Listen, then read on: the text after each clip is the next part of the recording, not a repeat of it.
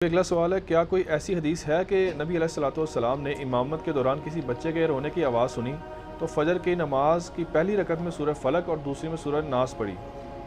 اگر یہ واقعہ درست ہے تو یہ والا جو واقعہ ہے نا فلق ناس والا کو چھوڑ دیں، بخاری مسلم میں اتنی حدیث ہے، نبی علیہ السلام نے فرمایا، مشکات میں آپ کو ایک چیپٹر ہے امام کی ذمہ داری کا بیان، اس میں آپ کو بخاری مسلم کے حوالے سے مل جائے گا کہ نبی علیہ السلام نے فرمایا بعض اوقات میں نماز پڑھتا ہوں اور میں کسی بچے کی رونے کی آواز سنتا ہوں تو میں اپنی نماز کو مختصر کر دیتا ہوں کہ اس کی ماں پریشان ہو رہی ہوگی۔ اور پھر آپ صلی اللہ علیہ وسلم کی بخاری مسلم میں یہ حدیث ہے کہ جب تم فرض نماز پڑھو تو مختصر پڑھایا کرو تاکہ لوگ تکلیف میں نہ آئیں، اور جب تم نفلی نماز اپنی پڑھو تو جتنی مرضی لمبی کرو۔ یا مولوی الٹ کرتے ہیں، اپنی تے چوتھے گیرج پڑھ دینے اور جدو جماعت کرانے نے تے بعض کا ڈکے لا چھڑ دینے۔ ٹھیک ہو گیا؟ تو یہ ایسا نہیں ہونا چاہیے۔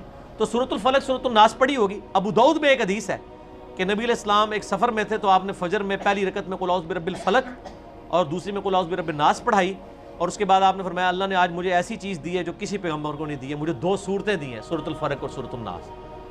تو یہ دونوں چیزیں جمع کریں تو اس سے لگتا ہے کہ نبی علیہ السلام فجر میں بھی بعض اوقات یہ پڑھ لیتے تھے۔ نماز مختصر ہونی چاہیے۔ بات مختصر سے مراد ہمارے جس طرح بریلوی دیوبندی علماء پڑھتے ہیں نا، یہ والی نماز نہیں ہے، تو نماز کو تو وہ بالکل تیا پانچا ہی کر دیتے ہیں نا، تو وہ تو پانچویں گیر میں پڑھ رہے ہوتے ہیں۔ مختصر سے مراد یہ ہے کہ ارکان صحیح ادا ہو اور قیام بہت لمبا نہ ہو کہ لمبی صورتیں نہ ہو۔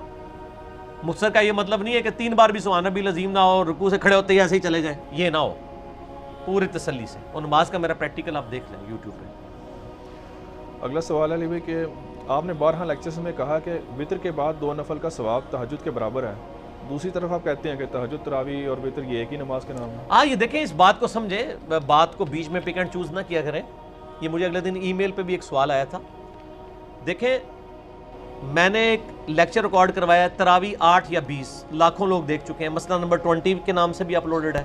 اس میں نے ساری ایشوز کو ایڈریس کیا ہے کہ احادیث کی روشنی میں نماز وطر، نماز تراویح، نماز تہجد اور قیام اللیل، یہ 4 نام ایک ہی نماز کے ہیں۔ بخاری، مسلم، الموطا، امام مالک، ان ساری کتابوں سے میں نے ثابت کیا تھا۔ یہ جو حدیث میں نے بیان کی تھی کہ نبی علیہ السلام نے فرمایا، وہ حدیث اس طرح ہے، یہ مسند احمد میں ہے، سنن دارمی میں ہے، صحیح ابن حبان میں موجود ہے، کہ ایک سفر کے دوران آپ نے فرمایا کہ سفر کے دوران، ظاہر آپ تو سفر میں بھی تہجد پڑھتے تھے، آپ پہ فرض تھی، عام امت میں نفلی نماز ہے، امت کو صرف رمضان میں کہا گیا چلو قیام کر لو، بخاری مسلم میں الفاظ ہیں اگلے پچھلے گناہ معاف ہو جائیں گے، ہے نفلی ہے۔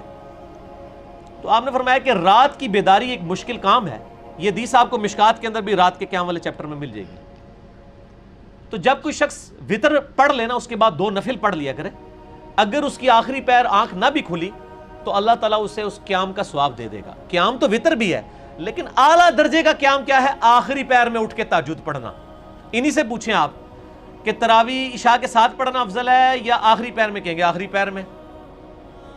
تو نبی علیہ السلام بھی تو یہ کہہ رہے ہیں کہ وطر کے بعد 2 نفل پڑھ لو، اگر آخری پیر میں اٹھ کے نہیں پڑھ سکتے، صحیح مسلم میں 1724 نمبر حدیث ہے کہ نبی علیہ السلام ہمیشہ وطر کے بعد 2 نفل پڑھتے تھے، اور اگر کوئی رات کے آخری پیر اٹھ کے نہ بھی نفل پڑھ سکے، اس کا ثواب اس کو مل جائے گا۔ تو نفل یعنی ٹکڑوں کی فارم میں ہے نا، وطر آپ نے ابھی پڑھ لیے، تہجد والے نفل صبح کے وقت پڑھ لیے، یہ بھی تہجد ہی ہے لیکن ٹکڑوں کی فارم میں۔ مثلا بعض اوقات آپ تراویح کی 4 رکعتیں رات کو پڑھ لیں، عشاء کے ساتھ ہی 4 آخری پیر اٹھ کے پڑھ لیں، وطر رات کو پڑھ لیں، تراویح صبح پڑھ لیں، یا تراویح رات کو پڑھ لیں وطر۔ وہ جو حدیث ہے بخاری مسلم کی، وطر کو آخری نماز بناؤ، اس سے مراد ہے کہ اوورال نماز وطر ہونی چاہیے۔ میں نے اس کلپ میں بتایا، وطر پہ میں نے ڈیٹیل لیکچر ہے، مسئلہ 130 2 گھنٹے کا، وطر کا کوئی دنیا جان کا مسئلہ نہیں میں نے چھوڑا، اس میں نے چیزیں بتائی ہیں کہ اگر کوئی شخص رات کو وطر کی نماز پڑھتا ہے، یعنی 11 رکعت تراویح پڑھتا ہے، وہ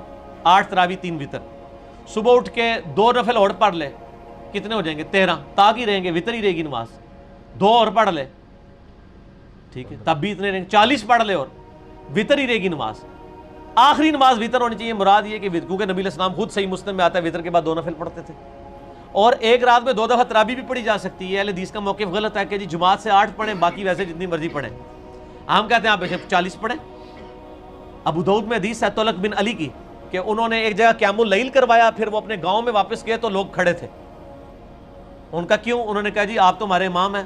انہوں نے ادھر جا کے دوبارہ تراویحیں پڑھائیں تے کم از کم اہل حدیث دے حساب نال 16 دے ہو گئی ہیں. چلو 4 معاف کر دو انفیاں نو, 8 پڑھا کے آئے, 8 ہوتے اور پڑھائیاں, 16 ہوگی نا. جب وطر کی باری آئی تو طلق بن علی پیچھے ہٹ گئے. انہوں نے کہا نبی علیہ السلام نے ایک رات میں سے منع فرمایا کہ 2 دفعہ وطر نہ پڑھیں, کیونکہ 2 وطر 2 دفعہ پڑھیں گے تو وہ طاق جمع طاق جفت ہو جائے گا. اچھا, اس سے یہ بھی بات چلی کہ وطر کے بعد بھی آپ نفل پڑھ سکتے ہیں. طلق بن علی نے وطر کے بعد تراویحیں پڑھائی ہیں, اور جب دوبارہ وطر کی باری ہے ان کا اپنا امام کھڑا کرو, میں اپنے وطر پر بیٹھا جائے, ان دوبارہ میں طاق نہیں بنانا, طاق نو جفت نہیں کرنا. ٹھیک, ایک سوال پہ میں نے 50 جواب دے دیے. آگے